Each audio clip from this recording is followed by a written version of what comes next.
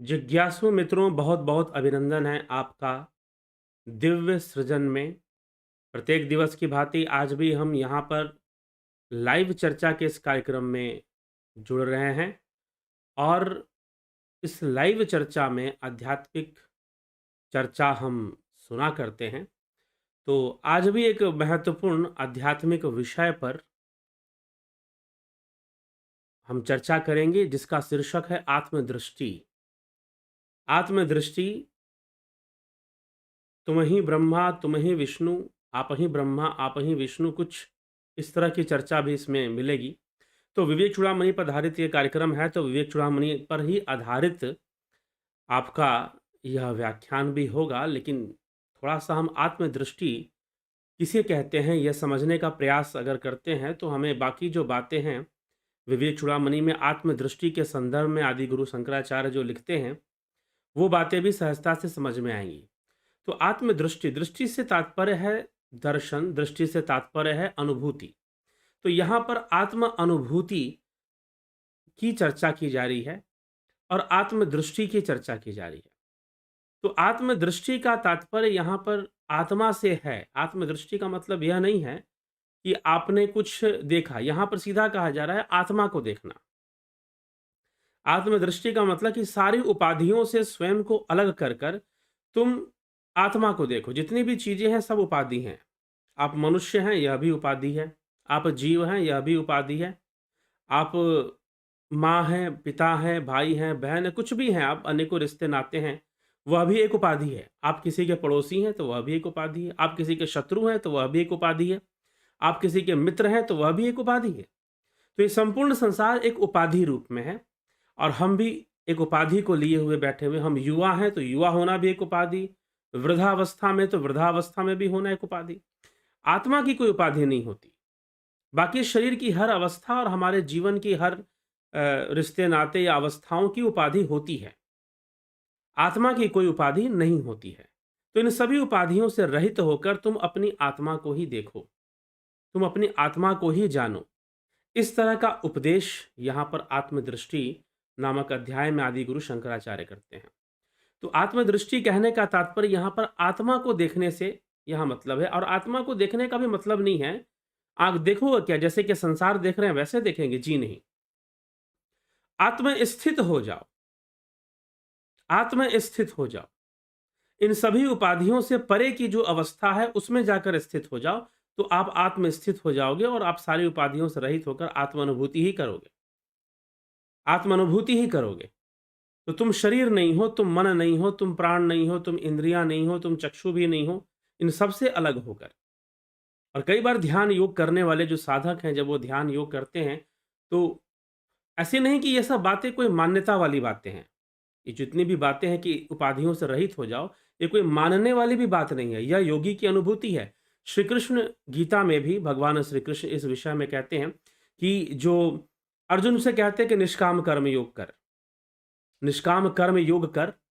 लेकिन फिर वो यह भी कहते हैं जो सांख्य योगी होते हैं, जो सांख्य योग साधना जो करते हैं, वह स्वतः ही निष्काम कर्म योगी हो जाते हैं। वो जबरदस्ती कोई निष्काम कर्म नहीं करते। वह अपने आप ही उनके द्वारा किया गया हर कर्म निष्काम ही रहता है। सांख्य योगियों के लिए ऐसी बात कही गई है। तो यहाँ पर भी जो बातें कही जा रही है कि तू अपनी आत्मा को, अपने आप को आत्मा ही समझ और आत्मा को ही देख, ठीक है। यह बात एक भावनात्मक रूप से भी कही जा रही है, परंतु जो सही में ध्यान योग के जो साधक हैं, जो अभ्यास करते हैं, तो कई बार साधना करते हुए लोगों को यह अनुभव होता है जैसे उनके शरीर के अंग ही नहीं है, जैसे हाथ ही नहीं है, जैसे पैर ही नहीं है, जैसे गले के नीचे का शरीर सुन्न है। सुन्न भी नहीं कह सकते, सुन्न होना एक अलग चीज है ही नहीं, उसका अस्तित्व ही नहीं, अनुभूति ही नहीं होगी उसके नीचे। तो अपनी इंद्रियों से वो ऊपर उठना शुरू कर देते हैं और आत्म अनुभूति उनको शुरू हो जाती है। वो परम शांति, परम स्थिरता का अनुभव करना शुरू कर देते हैं। तो ये सब बातें करने से होती हैं, ध्यान योग का अभ्यास करने से आती हैं। तो इसीलिए यह आत्मदृष्टि वहाँ पर सिद्ध होनी शुरू हो जाती है। लेकिन तुम वैसे भी हम देखें तो संपूर्ण संसार चलायमान है और जितनी भी उपाधियाँ हैं वह भी चलायमान है। जितनी भी उपाधियाँ हैं वह भी चलायमान है। वो बदलने वाली हैं, रहने वाली नहीं हैं। तो इसीलिए वो उपाधियाँ भी बदलने वाली हैं, वो उपाधियाँ भी रहने वाली नहीं हैं। तो इसीलिए हमें इस पर विचार कर कर स्वयं को आत्मा ही समझना चाहिए और स्वयं को आत्मा समझना चाहिए, कुछ भी और ना समझकर। क्या और नहीं समझना चाहिए, कैसे आत्मा ही समझना चाहिए और आत्मा ही देखना चाहिए, कैसे इस बात को आदि गुरु शंकराचार्य लिखते हैं, आइए उसको हम देखते हैं। विवेक चूड़ामणि नामक इस अद्वैत शास्त्र में वह की चर्चा करते हैं आत्मदृष्टि की, और कैसे बातों को समझाते हैं, कैसे क्या कहते हैं। उस पर अगर हम चिंतन कर लें, समझ लें, तो निश्चय ही बहुत कठिन कठिन बातें आसानी से समझ में आ जाएगी। तो आत्मदृष्टि, यहाँ सामान्यतः यहाँ पर एक और चीज मैं बोल देना चाहूंगा कि आत्मदृष्टि का लोग दिव्य दृष्टि भी समझ लेते हैं। दिव्य दृष्टि से हमें दिव्य चीजें दिखाई देंगी, लेकिन वो दिव्य चीजें भी उपाधि हो सकती हैं। ठीक है, उपाधि हो क्या सकती है, उपाधि ही होती हैं। ठीक, तो यह समस्या यहाँ पर आ जाती है। तो उपाधियों से हटकर अपनी आत्मा में स्थित होने की बात यहाँ पर वो फोकस कर रहे हैं। आदि गुरु शंकराचार्य के हमारे ध्यान को उस ओर खींच के ले जा रहे हैं। यहाँ पर आत्मदृष्टि को दिव्य दृष्टि या कुछ इस तरह की अनुभूति के लिए नहीं कहा गया है। ठीक, ये भी साथ में ध्यान रखिएगा। तो आत्मदृष्टि, वो कहते हैं विशुद्ध मंतःकरणम स्वरूपे निवेश्य साक्षिण्य वबोध मात्रे शनय शनैर निश्चलता मुपानयन पूर्णम स्वमेवानु विलोकयेतत्। सबके साक्षी और ज्ञान स्वरूप जो आत्मा है, अपने शुद्ध चित्त को आत्मा में लगाकर धीरे धीरे निश्चलता प्राप्त करता हुआ अंत में सर्वत्र अपने ही को पूर्ण देखे और किसी को ना देखे। मतलब अपनी आत्मा को ही पूर्ण रूप में देखे और किसी वस्तु को वो ना देखे, अपने को ही पूर्ण देखे। सबके साक्षी और ज्ञान स्वरूप आत्मा में अपने शुद्ध चित्त को लगाकर धीरे धीरे निश्चलता पूर्वक साधना करता हुआ, अभ्यास करता हुआ आगे बढ़े। शनैः शनैर निश्चलता मुपनायन पूर्णम स्वमेवानु विलोकयेत विलोकयेतत्। विलोकयेत, विलोकना मतलब देखना, अपने आप को ही वो देखे, निश्चलता पूर्वक सर्वत्र अपने आप को ही देखे, शुद्ध चित्त को लगाए और बाकी सारी चीजों का निरोध कर दे। स्वरूप की स्थिति, यह भी अब इस तरह की बातें पतंजलि योग सूत्र में भी मिलती हैं। ठीक है, कि अपने स्वरूप में ही जाकर स्थित हो जाओ। देहेन्द्रिय प्राण मनो अहमादिभि स्वाज्ञान कलृप्तैर खिलैरुपादिभि विमुक्तमात्मनां खंडरूपम पूर्णम महाकाश मिवावलोकयेत। महाकाश मिवावलोकयेत, अपने अज्ञान से कल्पित देह, इंद्रिय, प्राण, मन और अहंकार आदि समस्त उपाधियों से रहित अखंड आत्मा को महाकाश की भांति सर्वत्र परिपूर्ण देखे। ठीक, सबसे रहित देह, इंद्रिय, प्राण, मन, इन सब से मनोबुद्धि अहंकार चित्तानि नाहम, जो ये कहा गया शिवोहम शिवोहम, उसी और आदि गुरु शंकराचार्य यहाँ कह रहे हैं अपने अज्ञान से कल्पित देह, इंद्रिय, प्राण, मन और अहंकार, देह, इंद्रिय, प्राण, मन और अहंकार आदि समस्त उपाधियों से रहित, ठीक, अखंड आत्मा को महाकाश की भांति सर्वत्र परिपूर्ण देखे। घट कलश कुशूल शुचि मुख्यैर गगन मुपाधि शतैर विमुक्तमेकम भवति न विविधम तथैव शुद्धम परम हमादि विमुक्तम विमुक्तम एकमेव। अर्थात जिस प्रकार आकाश, घट, कलश, कुशूल अनाज का जो कोठा है, सूची, सुई आदि सैकड़ों उपाधियों से रहित एक ही रहता है, नाना उपाधियों के कारण वह नाना नहीं हो जाता है। ठीक है, अब जैसे मान लीजिए कि आकाश और आकाश का घट वास्तव में मूल रूप से आकाश ही है। ठीक, कलश और मिट्टी, मूल रूप से कलश भी मिट्टी है। तो इस तरह से इन बातों को समझना चाहिए।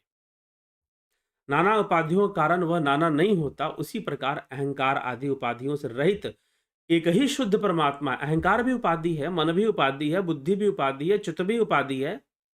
ये सारी उपाधियां तो हैं, उपाधियों को लेकर ही तो सारी चर्चा हो रही है। ठीक, तो ये सारी उपाधियां हमें इस तरह से प्राप्त हैं और हमें जो है इन सभी उपाधियों से अलग हटकर मनोबुद्धि अहंकार चित्तानि नाहं शिवोहम शिवोहम शिवोहम शिवोहम न श्रोत्रे न जिह्वे न च घ्राण नेत्रे शिवोहम शिवोहम शिवोहम शिवोहम। ठीक, ना मैं कान हूं, ना मैं जिह्वा हूं, ना मैं नासिका हूं, ना मैं आंख हूं, ना मैं त्वचा हूं और ना ही मैं मन हूं, बुद्धि हूं, चित्त हूं, अहंकार हूं, मैं यह भी नहीं हूं, शिवो अहम, मैं तो शुद्ध शिव आत्मा हूं, मैं तो शिव रूप में हूं। शिव का अर्थ यहां आत्मा ही है। उपनिषदों में भी कई जगह आत्मा के लिए शिव शब्द का प्रयोग हुआ है। तो इसको हमें समझना चाहिए, ये जो बातें हैं। तो आत्मा को देखने की बात इस ढंग से कही जा रही है। अगर आपने निर्वाण षटकम सुना है, जानते हैं उसका अर्थ, तो ये बातें और सरलता से समझ में आती हैं। ब्रह्मादि स्तंभ पर्यंता मृषा मात्रा उपाधेय ततः पूर्णम स्वमात्मनम पश्येदेकात्मना स्थितम। ब्रह्मा से लेकर तृण पर्यंत, ब्रह्मा से लेकर मतलब ब्रह्मा से लेकर तृण पर्यंत, छोटा सा स्तंभ का जो स्तंभ तक समस्त उपाधियां मिथ्या है। कह रहे हैं ब्रह्मादि स्तंभ पर्यंता मृषा मात्रा उपाधेय, जितनी भी उपाधियां हैं सब मिथ्या हैं। इसीलिए अपने को सदा एक रूप से स्थित परिपूर्ण आत्म स्वरूप ही देखना चाहिए। ठीक। यत्र भ्रांत्या कल्पितम याद्विवेके ततन्मात्रम नैव तस्माद्विभिन्नम। भ्रांतेर्नाशे भ्रांतिर्दृष्टा हितत्वम रजुस्तद्व द्विश्वमात्म स्वरूपम। जिस वस्तु की जहां जिस आधार में भ्रम से कल्पना हो जाती है, उस आधार का ठीक ठीक ज्ञान हो जाने पर वह कल्पित वस्तु तद्रूप ही निश्चित हो जाती है। उससे पृथक उसकी सत्ता सिद्ध नहीं होती। जिस वस्तु की जहां, समझिएगा, हर भ्रम का एक आधार होता है। हर भ्रम का, अगर रज्जू में अगर सर्प का भ्रम हो रहा है तो रज्जू उसका आधार है। अगर मान लीजिए कि वहां रस्सी ना, रज्जू मतलब रस्सी, अगर वहां रस्सी ना रखी होती, वहां ईंट रखी होती, तो क्या वो ईंट आपको सांप की तरह दिखाई देता? जी नहीं दिखाई देता। ठीक। वहां कोई दूसरी वस्तु रखी होती तो आपको सांप की तरह नहीं दिखता वो फिर। लेकिन वहां रस्सी है, तो रस्सी में सर्प का भ्रम होना संभव है और होता है। जिस वस्तु की जहां भ्रम में से कल्पना हो जाती है, उस आधार का ठीक ठीक ज्ञान हो जाने पर वह कल्पित वस्तु तद्रूप ही निश्चित होती है। उससे पृथक उसकी सत्ता सिद्ध नहीं होती। मतलब रस्सी से पृथक सर्प की सत्ता नहीं है। अगर सर्प भ्रम रूप में प्रकट हो रहा है तो रस्सी है तभी हो रहा है। तो जिस प्रकार भ्रांति के नष्ट होने पर रज्जू में भ्रांतिवश प्रतीत होने वाले सर्प रज्जु रूप ही प्रत्यक्ष होता है, वैसे ही अज्ञान के नष्ट होने पर संपूर्ण विश्व आत्मस्वरूप ही जान पड़ता है। जिस प्रकार भ्रांति के नष्ट होने पर, भ्रांति नष्ट हो गई मतलब सर्प है, यह बात नष्ट हो गया, वो रज्जु है, रस्सी है। रज्जुस तद्व द्विश्व तद तद्वद विश्वमात्म स्वरूपम। अर्थात कहने का तात्पर्य कि रस्सी में भ्रांतिवश प्रतीत होने वाला सर्प रज्जु रूप ही प्रत्यक्ष होता है, वो रस्सी के रूप में ही प्रत्यक्ष होता है। वैसे ही अज्ञान के नष्ट होने पर, जब अज्ञान नष्ट होगा, अज्ञान और अविद्या का आधार लेकर ही तो माया का सारा प्रपंच सामने में आता है, प्रत्यक्ष होता है, हमारे सामने आता है, हमें भ्रमित करता है। ठीक। तो इसीलिए अपनी आत्मा में ही ध्यान लगाओ। जैसे ज्ञान हो जाएगा, जैसे ही तुमको पता चल गया कि रस्सी है, सारा सर्प गया काम से, सारा सर्प गायब हो गया, वहां पर कोई सांप अब दिखाई नहीं देगा आपको, कि रस्सी पता चल गया रस्सी है। वैसे ही अज्ञान दूर होने पर, अज्ञान के नष्ट होने पर यह संपूर्ण विश्व आत्मस्वरूप ही जान पड़ता है। यह संपूर्ण विश्व आत्मस्वरूप ही जान पड़ता है, यह आत्मा का ही सब कुछ है।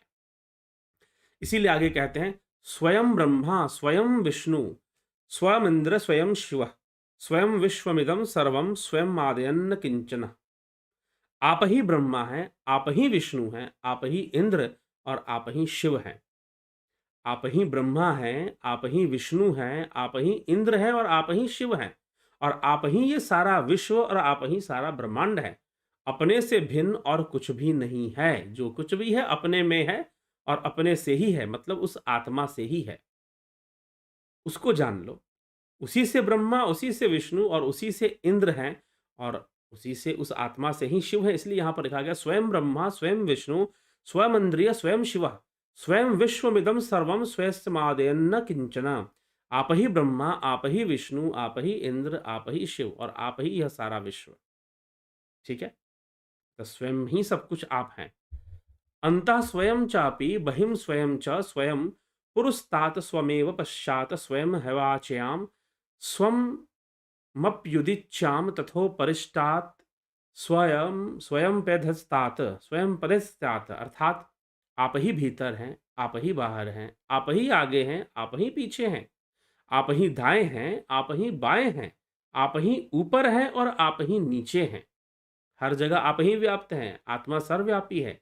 तो जब आपको आत्मदृष्टि हो जाएगी, तो आप ही ब्रह्मा हो जाओगे और आप ही विष्णु और आप ही आप जान लोगे कि ब्रह्मा, विष्णु, इंद्र सारे देवता तो आत्मा में ही हैं।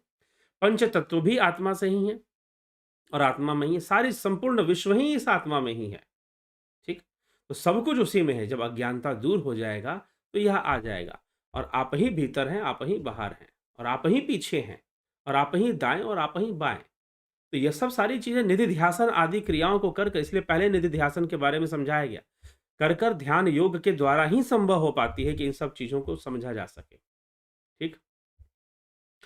तरंग फेन ब्रह्म बुद्बुदादि सर्वं स्वरूपेण जलम यथा तथा चिदेव देह्य देह्यद हमन्तमेतत् सर्वं चिदेवैकरसं विशुद्धम। जैसे तरंग, फेन, भंवर और बुलबुला आदि स्वरूप सब जल ही हैं। तरंग मतलब लहरें, समुद्र की लहरें, फेन, फेन पैदा होता है उसमें और भंवर, भंवर पैदा होते हैं पानी के अंदर, ठीक ना? और फिर बुलबुले, बुदबुदे जो हैं, ठीक? आदि स्वरूप ये सब जल ही है। वैसे ही देह से लेकर अहंकार पर्यंत यह सारा विश्व भी अखंड शुद्ध चैतन्य आत्मा ही है। ये सारा विश्व और देह से लेकर ये अहंकार पर्यंत संपूर्ण विश्व जो है, यह अखंड शुद्ध चैतन्य आत्मा ही है। ऐसा समझो और आत्मा को ही जानो और आत्मा में ही स्थित रहो। यही आत्मदृष्टि है। सदैवेदं सर्वं जगदवगतं वाङ्मनसयो सतो अन्यन्नास्तेव प्रकृतिर्परस्मिन्नि स्थितवतः पृथक् किं मृतस्नाया कलशघटकुम्भादवगतं वदत्येष भ्रान्तस्य त्वमहमीति माया मदिरया। मन और वाणी से प्रतीत होने वाला यह सारा जगत सत्य स्वरूप ही है। मन और वाणी से प्रतीत होने वाला यह सारा जगत सत स्वरूप ही है, जो महापुरुष प्रकृति से परे आत्म स्वरूप में स्थित है। जो महापुरुष प्रकृति से परे, बियॉन्ड नेचर, आत्म स्वरूप में स्थित हैं, उसकी दृष्टि में सत से पृथक कुछ भी नहीं है। मिट्टी से पृथक घट, कलाश और कलश और कुंभ आदि क्या है? मनुष्य मायामयी मदिरा से उन्मत्त होकर ही यह मैं हूं, यह तू है, ऐसी बातें भेद बुद्धि युक्त वाणी बोलता रहता है। ठीक है? तो सबसे पहले इस 4 लाइनों में 4 लाइन है एक श्लोक के अंतर्गत। इसमें जो सबसे पहली बात जो कही गई, सदैवेदम सर्वम जगत वगतम वांग मनस्यो, अर्थात मन और वाणी से प्रतीत होने वाला यह संपूर्ण जगत सत्य है। अब आप यहां पर लोग प्रश्न कर सकते हैं, ये क्या बात हो गई? पहले तो बताया गया कि ब्रह्म सत्यम जगन मिथ्या, ये समझाया आदि गुरु शंकराचार्य ने कि ब्रह्म सत्य है, जगत मिथ्या है। लेकिन यहां पर कह रहे हैं कि मन और वाणी प्रतीत होने वाला यह सारा जगत सत्य स्वरूप ही है। जी हाँ, यह सत्य स्वरूप ही है, परंतु किसके लिए सत्य स्वरूप है? ये आप समझ लीजिए। जो महापुरुष, ये कहा जा रहा है सतो अन्यानस्तेवे प्रकृति परिसिम्नि स्थितवतः पृथकम की मृतस्यनाया कलश घट कुंभाद भगतम, अर्थात जो महापुरुष प्रकृति से परे आत्म स्वरूप में स्थित है। एक लाइन पढ़कर बोल दो कि नहीं आदि गुरु शंकराचार्य ने लिखा है, ऐसा तो नहीं समझ में आएगी बात। फिर यही होता है कि हम सही ढंग से अध्ययन नहीं करते, फिर कहते हैं कि नहीं विरोधाभास मिलता। कहां से? सही से पढ़ लो एक बार। तो यहां पर आदि गुरु शंकराचार्य जगत को सत्य लिख रहे हैं, जिसको वो पहले मिथ्या लिख चुके हैं। लेकिन किसके लिए जगत सत्य है और किस रूप में सत्य है, ये भी ध्यान दीजिए। क्या हमें इंद्रियों से जो जगत दिखाई दे रहा है वो जगत सत्य है? जी नहीं, बिल्कुल नहीं। इंद्रिय अनुभूति कभी भी सत्य नहीं होती। इसीलिए कह रहे हैं कि महापुरुष प्रकृति से परे आत्म स्वरूप में स्थित होते हैं। उनकी दृष्टि में सत से पृथक और कुछ भी नहीं है। उनकी दृष्टि में, जो महापुरुष हैं, जो सिद्ध योगी हैं, उनकी दृष्टि में सत से परे कुछ भी नहीं है। मिट्टी से पृथक घट, कलश और कुंभ आदि हैं क्या? एक बात बताइए कि घट, घड़ा, कलश और कुंभ ये सारी चीजें क्या मिट्टी से अलग है? कभी नहीं हो सकती मिट्टी से अलग। तो मिट्टी ही सत्य है वहां पर। मनुष्य मायामयी मदिरा से उन्मत्त होकर ही मैं ये हूं और तू वो है, ऐसा वो लोग कहते हैं। लेकिन सत्य है कि ना मैं हूं कोई है और ना तू कोई है। जो है वो सब आत्मा ही है। संपूर्ण ब्रह्मांड, संपूर्ण विश्व इस आत्मा में ही स्थित है। ठीक। क्रिया संविहारेण यत्र नान्यदिति श्रुति ब्रवीति द्वैत राहित्यम मिथ्याध्यास निवृत्तये। कार्य रूप द्वैत का उपसंहार करते हुए, जो द्वैत संसार है जहां सुख दुख लाभ हानि जय पराजय सब लगा हुआ है, कार्य रूप द्वैत का उपसंहार करते हुए जहां और कुछ नहीं देखता, ऐसी अद्वैत परक श्रुति मिथ्या अध्यास की निवृत्ति के लिए बारंबार द्वैत का अभाव बतलाती है। ठीक। जहां कुछ भी नहीं देखता। अब यहां पर आत्मदृष्टि की बात कही जा रही है। दृष्टि का मतलब देखने से है, लेकिन यहां पर कहा जा रहा है जहां कुछ भी नहीं देखता। किसको नहीं देखता? उपाधियों को नहीं देखता। मन बुद्धि चित्त अहंकार सब उपाधि है, तो इन उपाधियों को नहीं देखता है।